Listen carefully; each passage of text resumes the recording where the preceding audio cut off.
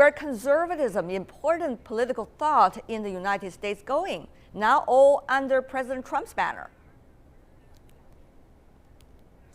Well, that's a good question, and that's what remains to be seen. That certainly there are a number of conservatives, both in the campaign and even now, that just really weren't sure that now President Trump was all that conservative. Certainly he espouses conservative views on some issues, but on other issues not so much. So it may end up that it ends up being a blend to some extent, but what's really important, I think, for the conservative movement is to make sure that Donald Trump, that President Trump, is able to deliver on some of his promises, even if he can't deliver on all of them. Mr. Blakeman, you are a Republican, and in previous talks, you seem to be very supportive of President Trump, at least at this moment. What do you think the conservatism political trend is going in your country? Is it really now with the name tag Donald Trump? Yes, I mean, Donald Trump was elected. He has a obligation, I think, at this point, to unite the country behind his policies as much as possible. We have a very divided country in America currently. Donald Trump can appeal to about 50% of the American people, but that leaves half of the American people still waiting to see if they can even support any of his policies. But tomorrow night, Tuesday night, he addresses for the first time a joint session of Congress.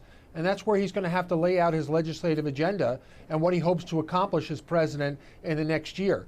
And that's where the rubber will hit the road with regard to policies on immigration, on taxes, on health care. These are the promises he must deliver on in order to maintain the support of conservatives, but grow his base. We hope President Trump will be able to address those policies very clearly during his congressional speech, but that's still a question mark for now.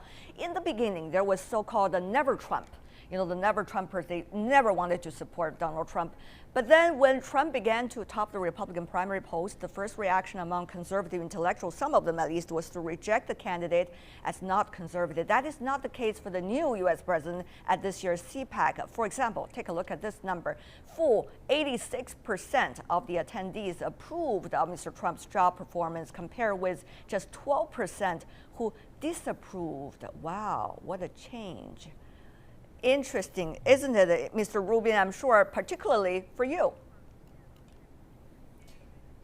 Thank you. It is interesting. Donald Trump didn't even go to CPAC last year because of this tension within the conservative movement, and not seeing him as a real, true conservative. And I think time will show how much he really does adhere to a conservative agenda.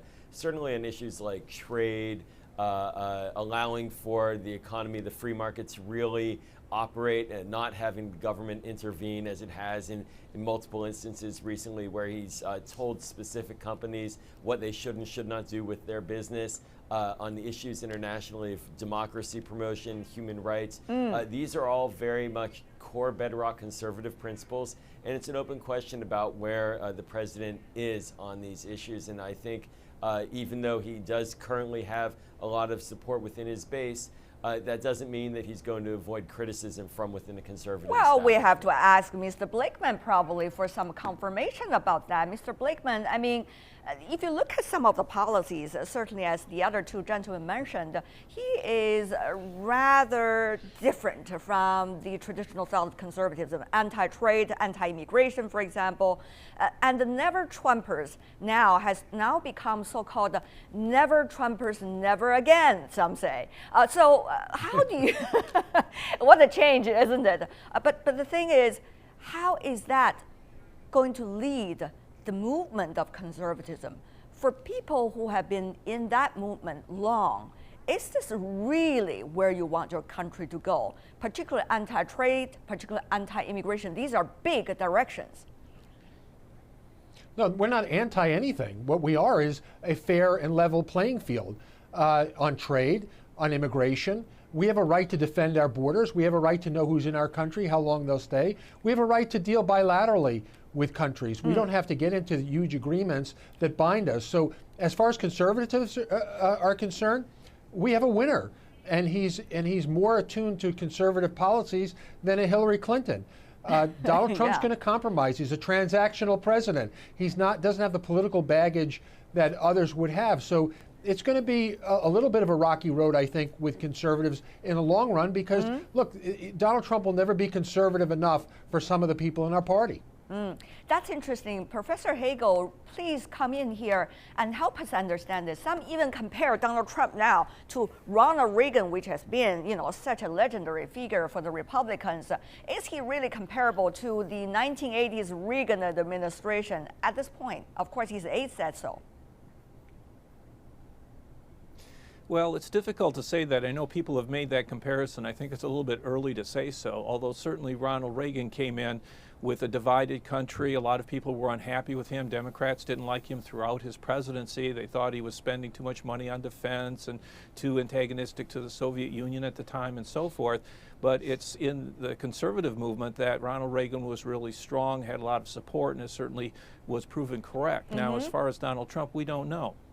A number of conservatives, in fact, are willing to go along with Trump, even though they might have been never Trump. But again, as I was saying before, it's a matter of can Trump actually deliver? And as Mr. Blakeman was saying, he still has to govern the whole country, not just half of it. So he needs to find some sort of peaceful solution with the left that right now is very, very unhappy with him. That is a wonderful point over there. Let's just take a look at what kind of tools President Trump has in hand.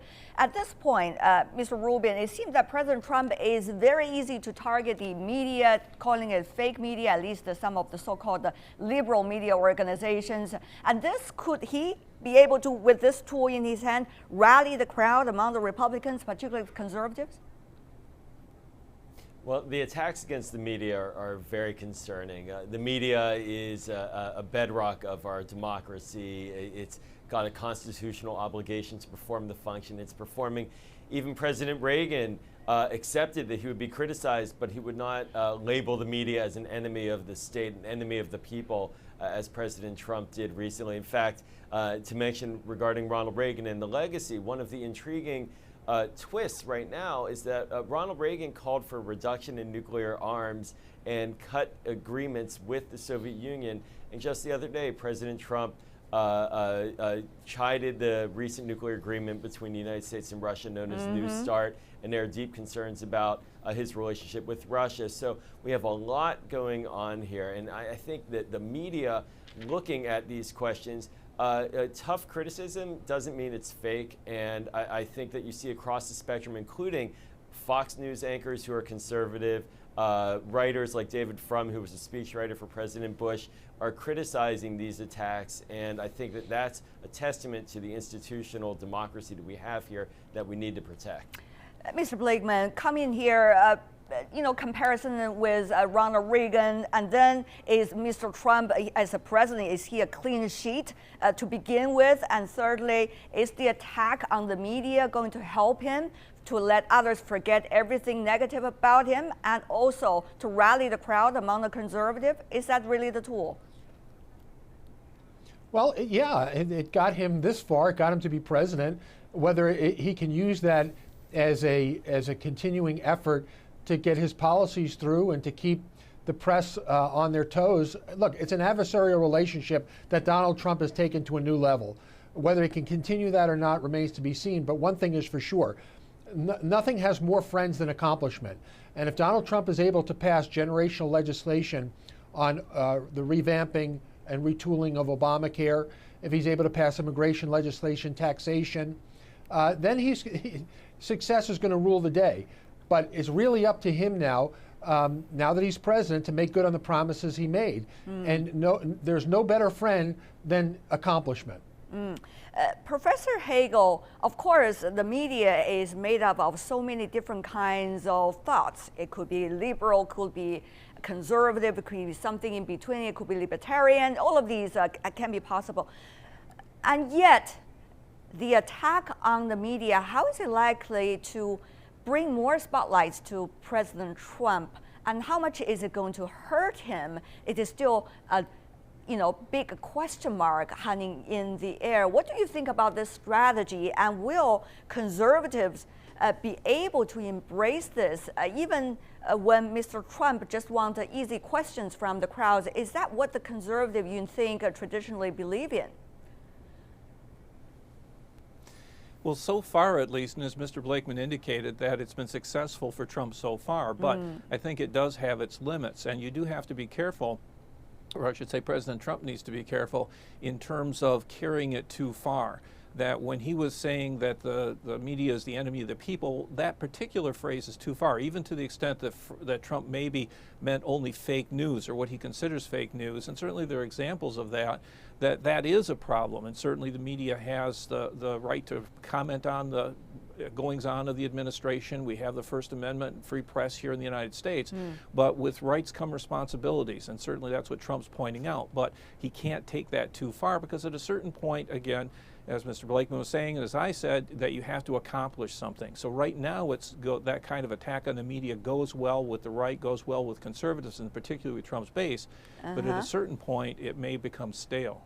Mr. Rubin, though, we see very mixed picture. I mean, on the one hand, you see the chief editor of Breitbart has to, I mean, the conservative frontliner almost has to resign as a result of some what many consider as outrageous statements.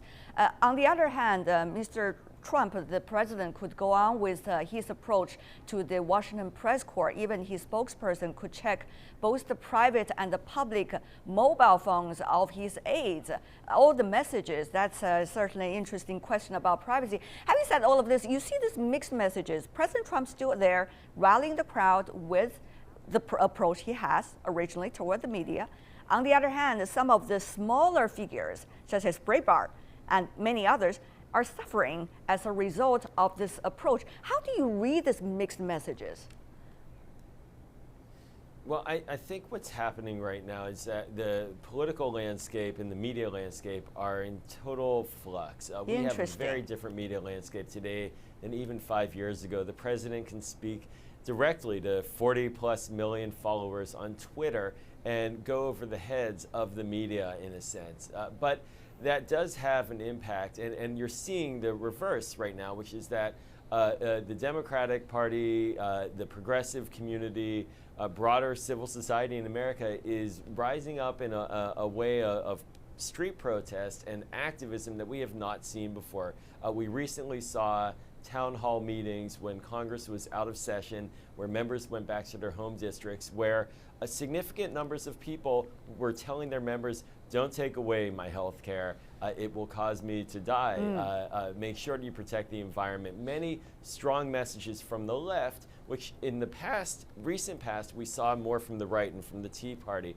And so with every action causes a reaction, and right now we're seeing a significant uptick, and the media is paying attention to that too. The media does follow where the debate is, and I will say though, on accomplishment, there was an accomplishment with the executive orders that the president signed in his first week. It did not go well politically though for him. It got stuck in the courts, and it did mobilize a lot of activism. So there will be responses to those accomplishments coming up as well. You know what? When Mr. Rubin was talking, Mr. Blakeman keep on waving his head in total denial of what you have just said, Mr. Rubin. So, Mr. Blakeman, of course, you have a place to talk. You've got the right pair. Sure. Go ahead. Sure. Yeah. Look, these are phony protests. Come on.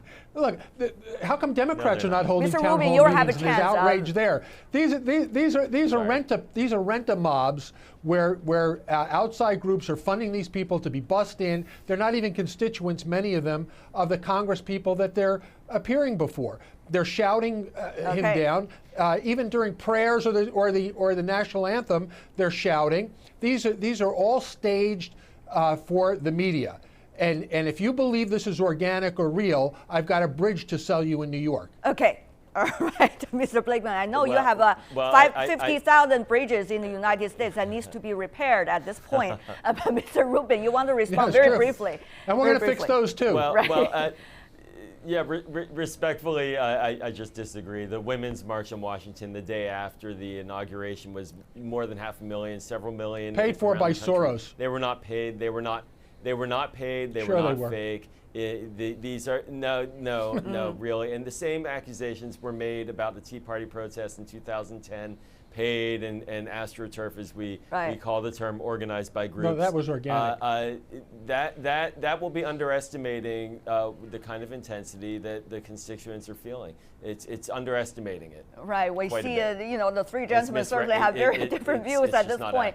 Professor Hagle, if I could, to let you come in with an academic perspective, I mean, this is only the beginning, right? I mean, we all understand this is the beginning of the drama, and yet nobody knows what the plots will be for the near future. The question is, can we see anything in history that would resemble what we are having today, even with the changes of the media, the nature of it, and whether it's winning the approval at all from the general American public? Professor Hagle. Well, there have certainly been times in our history where there was great division, partisanship, division in the country, and so forth. What's different, I suppose, this time is the fact that we have a variety of forms of media that can reach the people so quickly. As Mr. Rubin indicated, you've got Twitter, and President Trump has some 40 million or how many ever followers that he can reach them in messages of 140 characters or less, which he does, and people are criticizing him for that to a certain extent, because that's not really the way to make policy. But on the other hand, it is the way to reach a lot of people very quickly and go over the heads of the media. And of course, we have a variety of outlets, cable television and smaller outlets, online and so forth. And so it's basically a different approach, and it's something that we as Americans have to get used to. Mr. Blakeman, I have to ask you this. I mean, okay, the debate about the media can be going on throughout any administration, this one no exception, but what are the most and ultimately important questions for President Trump to figure out in order to win the hearts and minds of the conservatives? Is it going to be whether he has a connection with Russians before the presidential election or during it, the campaign? Is it going to be his policies laid out during the congressional speech coming up on Tuesday? Is it going to be whether he's going to win the approval ratings of more than 50% of the Americans, at least in the polls, for his presidency? Which of it is the fundamental lifeline for President Trump, as you see it? His ability to get his platform passed through Congress, signed into law, and made effectual in the executive branch. That's going to be the true test of his accomplishment. If he's not able to implement the promises that he made, then his approval ratings will plummet. His approval amongst his base will evaporate, and the dissension on the left will rise. So it all comes down to Tuesday night, in my opinion, his ability to lay out his plan sufficient enough for people to understand it and appreciate it, and then he's got to get to work to accomplish it. And he basically has a year to get some really significant legislation passed. 1 year. That's going to be his test, not 100 days, 1 year. Yeah. But Professor Hagle, it's a chicken and egg thing, isn't it? I mean, in order to get those legislation passed, he has to win the establishment of the Republican Party and also to rally the crowd to begin with. So how does that feed one another? I mean, both his possible political achievements and his ability to rally the crowd with what he is. Well, of course, he has to rally the crowd, rally the base, and so forth. And of course, those base voters have also voted for members of Congress, so they need to reach out to their members of Congress as well. But it's true that it's the members of Congress that have to pass the agenda, and they're looking towards their own reelection, members of the House at least, and many members of the Senate in 2018. So they want to make sure that they're able to accomplish an agenda too, and even to the extent that Democrats in Congress are going to oppose it.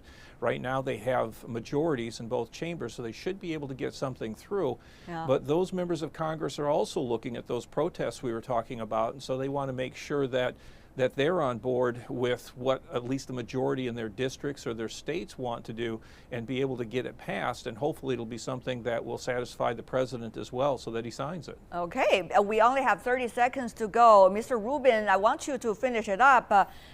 For Democrats, is it going to be 100 days or going to be 1 year of continuous fight?